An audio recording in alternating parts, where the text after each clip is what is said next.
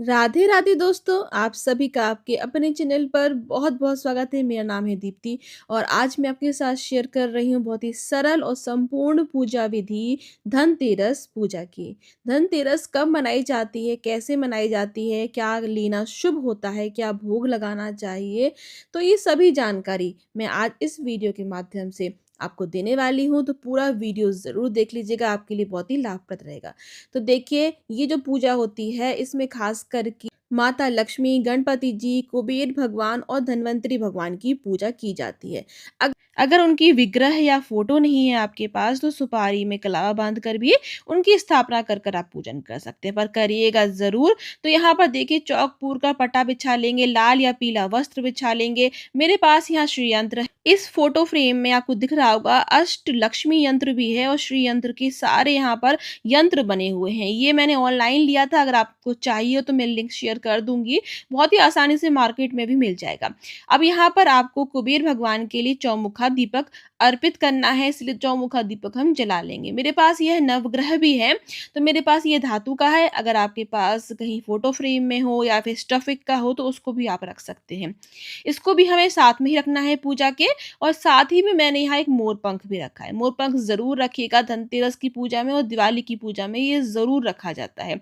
इसके बाद देखिए मैंने यहाँ पर गणेश जी और लक्ष्मी जी मेरे पास चांदी के हैं और चांदी के पट्टे के ऊपर ही मैंने उनको स्थापित कर दिया है। थोड़ा-सा गेहूँ का आसन मैंने दिया है, आप अक्षत का आसन भी दे सकते हैं। यहाँ पर कुबेर भगवान को और धन्वंतरी भगवान को मैंने सुपारी में कलावा बांधकर उनकी स्थापना की है।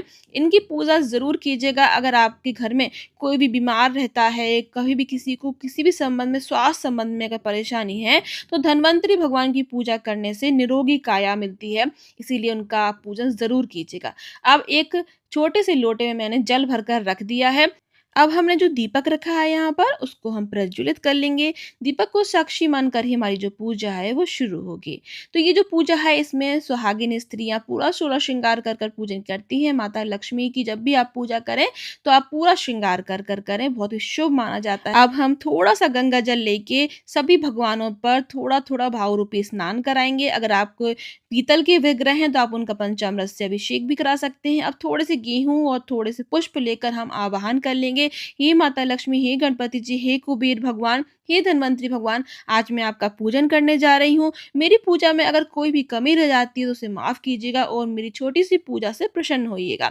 ऐसी हम प्रार्थना करेंगे और जो पुष्प है भगवान के चरणों में हम छोड़ देंगे। सर्वप्रथम हम गणपति जी का पूजन करेंगे, धन्वंतरी भगवान और हमारे कुबेर भगवान का पूजन करेंगे, माता लक्ष्मी को रोली का तिलक लगाएँगे, हमारे दीपक को भी हम पूज लेंगे। जो फ़ोटो फ्रेम में अष्ट लक्ष्मी यंत्र बना हुआ है और श्री यंत्र बना हुआ है उसको भी हम पूज लेंगे। सभी को आपको बहुत अच्छी तरीके से टीका लगाना है, पूजना है।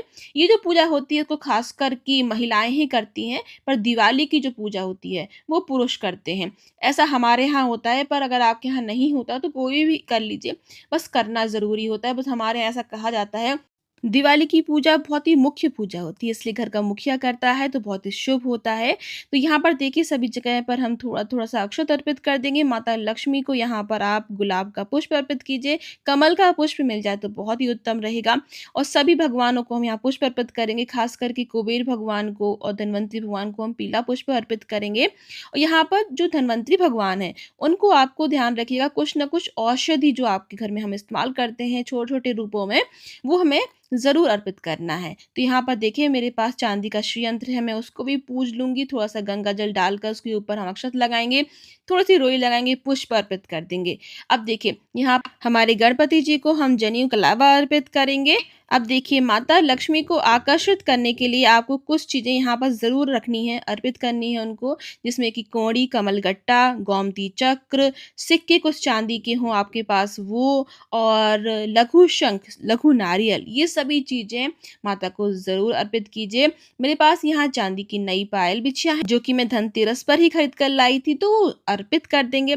जो भी आप सामान धनतेरस पर लेकर आए हैं, वो ज़रूर अर्पित करें। धनतेरस के दिन कुछ जो ज़रूरी चीज़ें हैं, वो ज़रूर हमें खरीदनी चाहिए, जैसे कि साबुत हरे वाली धनिया होती है वो, और झाड़ू और कुछ भी आपका सोने चांदी का सामान हो, चाहे बर्तन हो, जो भी आपकी ज़रूरत की चीज़ हो, वो आपको धनतेरस पे ज़रूर खरीदना चाहिए। तो यहाँ पर देखिए मैं साबुत धनिया यहाँ पर खरीद के लाई थी, वो भगवान के पास ही रख देंगे और जो भी मिष्ठान, मिठाई रखना चाहते हैं आप वो रख दीजिए। कोई नया बर्तन लेकर आए हैं तो उसको भी आप खाली मत रखिए, कुछ ना कुछ उसमें रख दीजिए, गेहूँ हो चाहे धनिया हो, हर एक बर्तन को वहाँ पर भर कर रखा जाता है, खाली नहीं रखा जाता है, ध्यान रखिएगा। अब जो भी आप मौसमी फल लेकर आए हों वो अर्पित कर दीजिए और यहाँ कुछ रुपए, कुछ पैसे आप ज़रूर अर्पित कीजिए। लक्ष्मी माता को आकर्षित करने के लिए लक्ष्मी ही हमें अर्पित करनी चाहिए, लक्ष्मी ही लक्ष्मी को खींचती है क्योंकि तो यहाँ पर देखिए कोई भी कुछ भी आपके पास नया सोने का सामान हो या फिर नया भी ना हो, पुराना ही हो, उसको भी धोकर आप पूजा में ज़रूर रखें, उसको भी ज़रूर पूजें। इसके बाद देखिए धन्वंतरी भगवान के लिए यहाँ पर हमें कुछ औषधि अर्पित करनी है।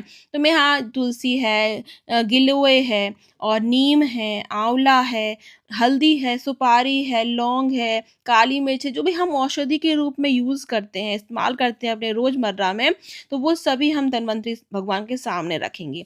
इनको ये अर्पित करने से हमारे घर में भी निरोगी काया होगी, घर में भी सभी सदस्य स्वस्थ रहते हैं अगर आप इस तरीके से पूजा करते हैं। तो मैं यहाँ बताशे का भी भोग लगा रही हूँ, लाई बताशे का भोग भी हमेशा हमें दिवाली और धनतेरस की पूजा में लगाना चाहिए। तो मैं यहाँ रेवड़ी का, पेड़ों का और बताशों का भोग लगा रही हूँ। और माता लक्ष्मी को यहाँ सुहाग का सामान ज़रूर अर्पित कीजिएगा। धनतेरस के दिन और धनतेरस से दिवाली तक आप कभी भी एक दिन यम का दीपक भी ज़रूर जलाइएगा। उसको कैसे जलाना है उसका वीडियो आपको मेरे चैनल पर मिल जाएगा। अगर अभी तक आपने ना देखा तो आप देख लीजिएगा। उसके कुछ नियम होते हैं तो वो ज़रूर जान लीजिएगा। ऐसे ही नहीं जला दीजिएगा क्योंकि उसके बहुत सारे नियम होते हैं, तो वो विधि और वो नियम जानने के बाद ही आप जलाइएगा। अब हम धूप दीप दिखा देंगे, भगवान को इत्र अर्पित कर देंगे। अब देखिए मैंने माता को यहाँ पर चुनरी भी अर्पित करी, या कोई पोशाक लेकर आए हैं तो वो भी अर्पित कर दीजिए। नई झाड़ू जो लेकर आए हैं उसका भी पूजन आप यहीं पर कर सकते हैं क्योंकि ये नई झाड़ू है, इसलिए आप पट्टे पर रखकर पूजा उसकी कर सकते हैं। ये भी माता लक्ष्मी का एक प्रतीक होता है, इसलिए झाड़ू को आपको विशेष रूप से पूजना है। और ध्यान रखिएगा कुछ नियम जो झाड़ू के होते हैं वो भी आपको पता होने चाहिए कि झाड़ू कभी भी खुले में नहीं रखना चाहिए, छुपे में रखना चाहिए, किसी के सामने ऐसे नहीं रखते, कभी भी उस पे पैर नहीं पड़ना चाहिए। झाड़ू कभी भी हमें ऐसे ही नहीं कहीं पर फेंक देनी चाहिए। बहुत सारे नियम जो होते हैं वो मैंने शेयर किए हैं अपने चैनल पर, तो आप देख लीजिएगा। देखिए जो धनतेरस होता है, त्रयोदशी का मतलब होता है 13 अंग, तो उस दिन आपको 13 दीपक भी ज़रूर अर्पित करना है। और हो सके तो आप थोड़े से दीपक आटे के भी जलाइएगा। मैं हमेशा आटे की भी जलाती हूँ, यहाँ पर अभी आपको नहीं दिखा पाई हूँ। लेकिन अगर आप नए दीपक नहीं लेकर आए हैं मिट्टी के, तो आप आटे के 13 दीपक भी जला सकते हैं। तो मेरे सभी मिलाकर आप देख सकते हैं कि 13 दीपक हो गए हैं क्योंकि हमने बीच का दीपक भी काउंट किया है। अब हम समस्त पूजा का आचमन कर लेंगे। आरती करने के बाद आरती भगवान को देंगे, स्वयं आरती ले लेंगे और हाथ जोड़कर प्रार्थना करेंगे, हे माता लक्ष्मी हमारे घर में पधारो और हमारे घर में सदैव अपना वास बनाए रखना। ध्यान रखिएगा माता लक्ष्मी को कभी भी अकेले पूजन उनका नहीं कीजिएगा, या फिर गणपति जी या फिर विष्णु भगवान के साथ में होना चाहिए। अगर आप अकेले पूजा करते हैं तो ऐसा कहा जाता है कि वो चलचला हो जाती हैं, वो चली जाती हैं। तो इस बात का विशेष ध्यान रखिएगा। आप सभी को धनतेरस की बहुत बहुत शुभकामनाएं। अगर आपके मन में कोई भी डाउट हो, कोई क्वेश्चन हो तो आप मुझसे पूछ सकते हैं।